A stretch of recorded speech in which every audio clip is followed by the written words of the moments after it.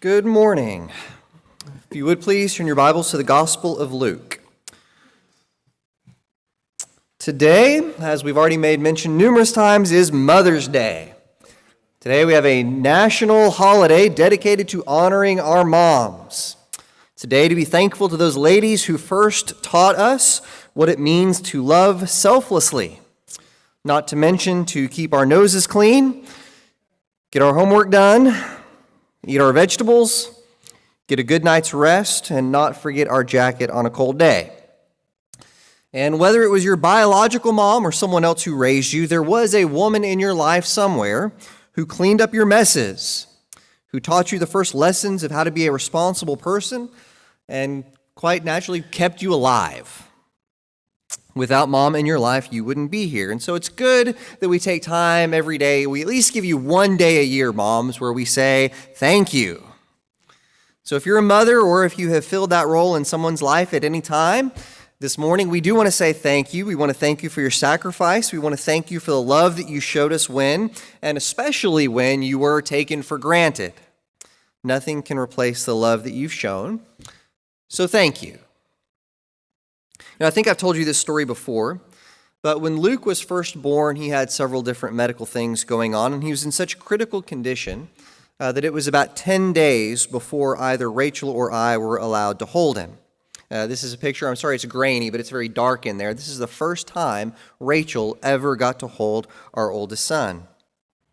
And one of the biggest things that we were looking at in those first few days was his oxygen saturation number, how much oxygen was in his blood. And to keep that number at the right place, he was on quite a bit of oxygen given directly to him.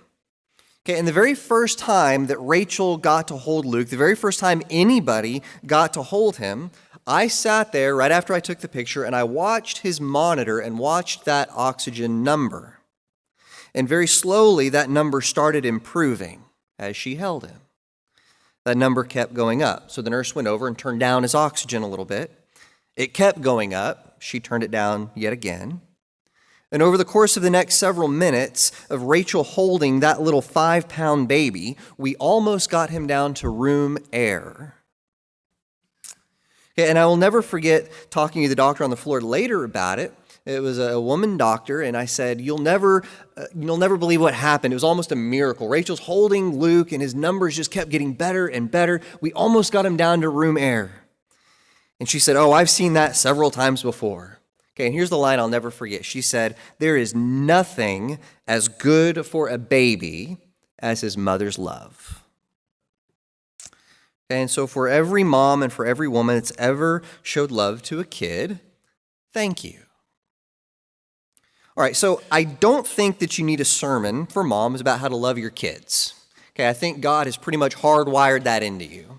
Okay, I think for most of you, the first time you ever saw that little baby, you fell in love with it. I think even if you're a man this morning and you're not a kid person, God has still wired it into all of us that we really want to see children do well. We have a natural affinity towards children. We want to love children.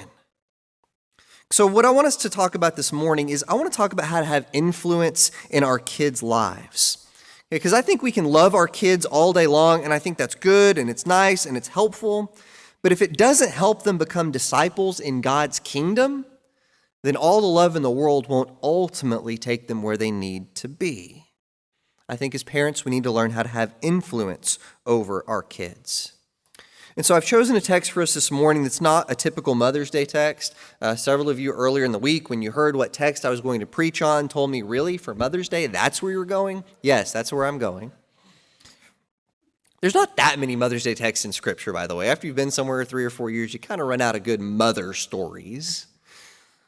All right, but I've chosen a text this morning that I think teaches us a lot about priorities, about how to be a people of influence in general.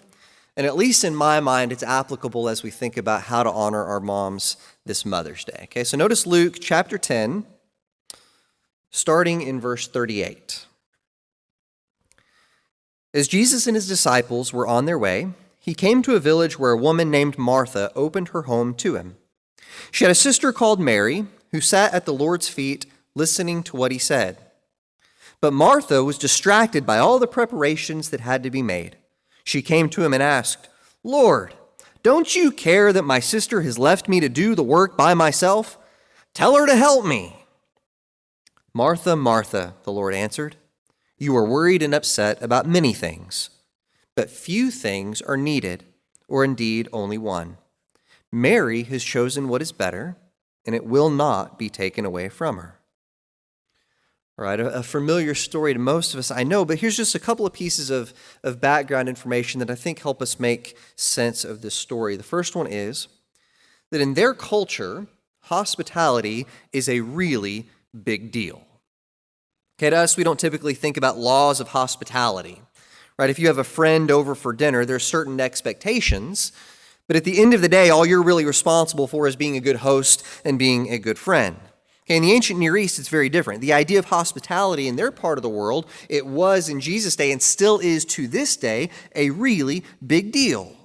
Okay, when you open your home to somebody, you are pledging that you would take care of their needs. Okay, you were expected to make sure that they had enough to eat before you did.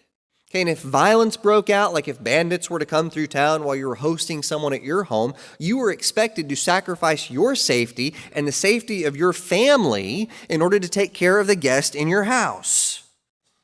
Okay, just to tell you, if you come over to my house for dinner tonight, that's great. Okay, I say that, Rachel hasn't agreed to that yet, but if you want to come over to my house tonight, that's fine. Okay, I'll feed you, I'll be relatively nice to you. Okay, but if somebody breaks in, I'm looking out for my wife and kids first. If there's not enough food to go around, I hope you made other plans, right? I'm not letting my kids go hungry so that you can eat. We would never do that in our world, but in their world, what you did if you had a guest, if you open your home to somebody and they came into your home, you're responsible for protecting them, you're responsible for putting out your best for them, you're responsible for making sure they get to eat, and in a culture where you don't always keep food for more than a day, that's a big deal. You might go hungry so that your guest can eat. When Martha is doing all of this for Jesus, she's doing what she's supposed to be doing. This is a matter of honor. It's a matter of morality. Okay, you notice verse 38. It very specifically says Martha opened her home to Jesus. This is a formal thing she has done. Taking in this young man, she now has obligations to prepare her best to place before Jesus the best that she has. Okay, when she rushes to the kitchen to cook, she's doing exactly what culture and society dictate that she do. When she gets upset with her little sister Mary, it's not just, my little sister's slacking off again. All of us with little sisters have seen that story before, right?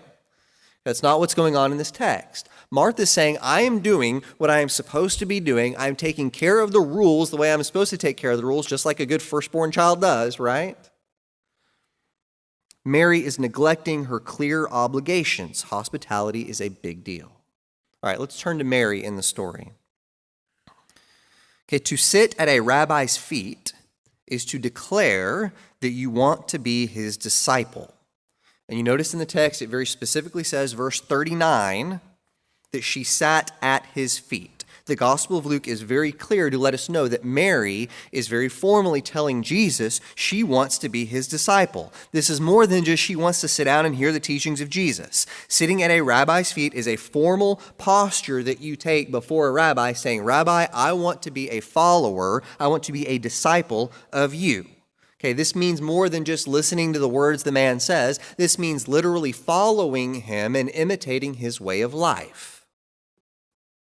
Throughout the Gospel of Luke, Luke teaches us that the people who did the best job of discipleship, the people who did the best job of actually following Jesus with their lives, were not the 12 disciples that Jesus picked. The best disciples, according to Luke, were the women who actually stood by him through his whole life. You go to the scene at the cross, it's not those 12 guys standing around saying, hey, Jesus, we're here with you to the end. It's the women. Mary, in sitting at Jesus' feet, is defying cultural expectations about what women should do. She instead says she wants to follow Jesus. Of course, the final line of the story is the one that's most important, right? Jesus turns to Martha, says, Mary has chosen what is better, and it will not be taken away from her. Being a disciple is more important than following all the rules of culture.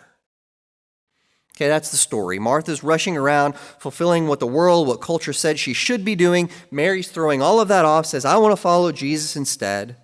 Okay, and even if this is the first time you've ever heard the story, I think the meaning in this is pretty clear. You want to be Mary in the story, right? You don't want to be Martha. You want to be the person who sits at the feet of Jesus and truly knows what it means to be a disciple. All right, so what do we learn from the story? How can we learn more about how to have influence in our households? And the first lesson, I think, is this, and it's watch out for distractions. Okay, notice again verse 40. It says, Martha was distracted by all the preparations that had to be made. All right, I want you to imagine for just a moment that Jesus was coming over to your house. Okay, he's coming over to your house, and he's going to have dinner tonight in your dining room. Okay, in full confession, when we have someone coming over for dinner at our house and I'm supposed to help clean, I kind of prioritize, right? Do I really need to vacuum upstairs? I mean, you're not going upstairs, right? I mean, we dusted not that long ago. It'll be fine. You know, I'm not picking up all the toys in the kids' room because, people that have kids, they understand. Okay, but if Jesus was coming to my house for dinner tonight, do you think I would do it a little differently? Yes, I would throw everything I had into making my house spotless. We would fix the best meal that we could possibly fix. We would make everything as nice as we could possibly make it. Why? Because this is Jesus. This is not just a normal guest. If Jesus was coming to your house, you would do the absolute best that you could do to put out your best before him. I sympathize with Martha in the story. She's doing what she knows is important. Okay, and so here's the thing. There's a lot of important stuff going on in your life. And if you're a mom, there's more important stuff going on in your life than you can possibly do.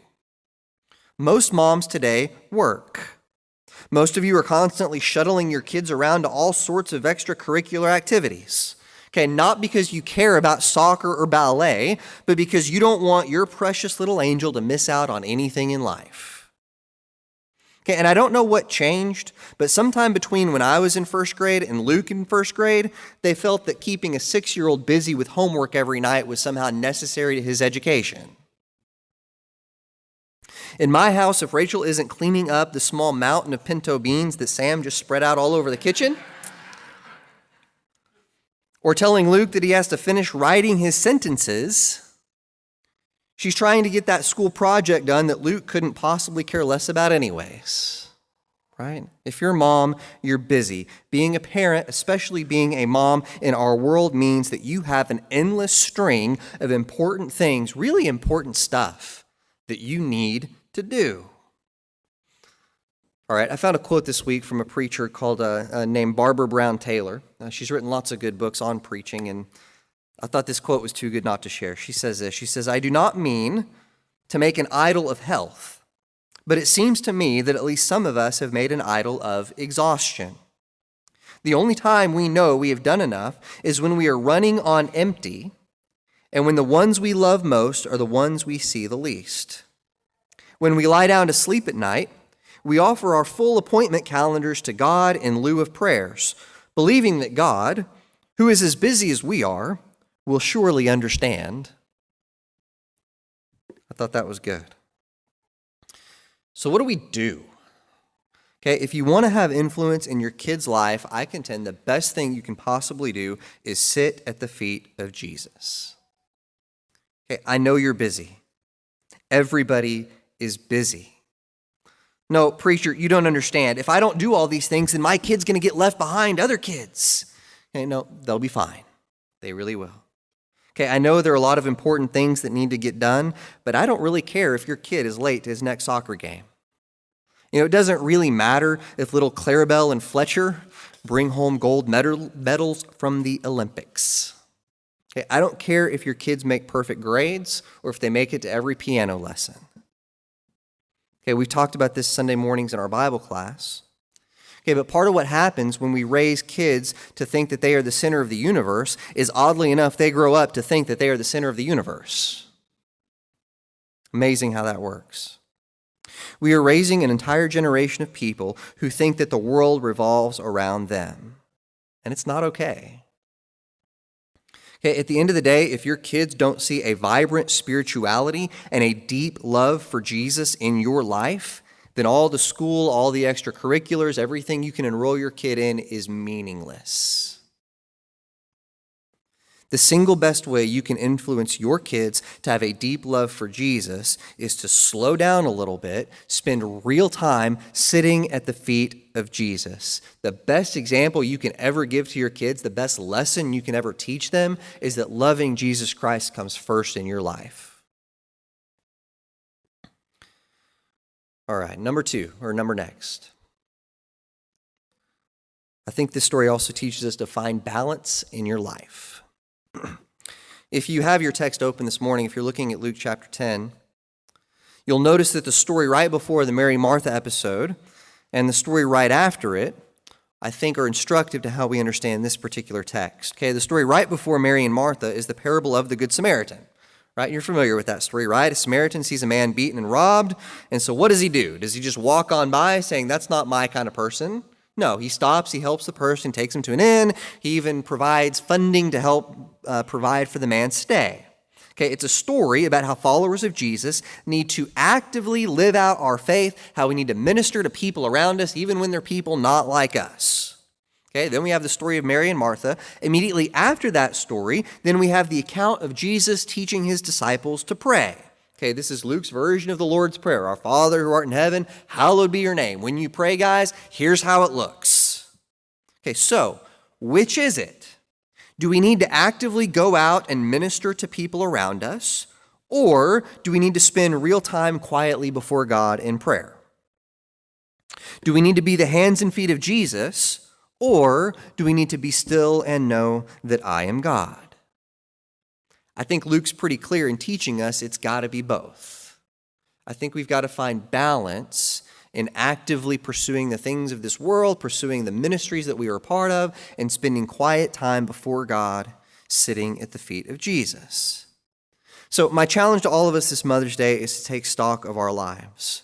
Okay, are we honestly living out for our kids the example that we want to set of loving Jesus above all else? Are we living this life of balance? Are we actively engaged in ministry? Are we also actively engaged in prayer? Do we know what it looks like to truly sit at the feet of Jesus and make the one thing that matters more than everything else truly our most important goal in life? So again, moms, I want to say thank you.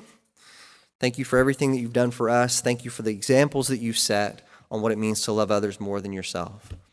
Again, the true reason we are here this morning, though, is to recognize that God has loved us more than we could ever possibly understand. He loved us before we were ever in a position to love him back. He gave his one and only Son for us, and we want to live that out every day of our lives. So this morning at this time, we're going to sing a few verses of an invitation song. During the singing of this song, I will be down front. One of our shepherds will be down front. We would love to talk to you or pray with you about anything that's going on in your life, especially if you don't know that love of God. We'd love to tell you more about that. If there's anything we can help you with this morning, please come forward now while we stand and while we sing.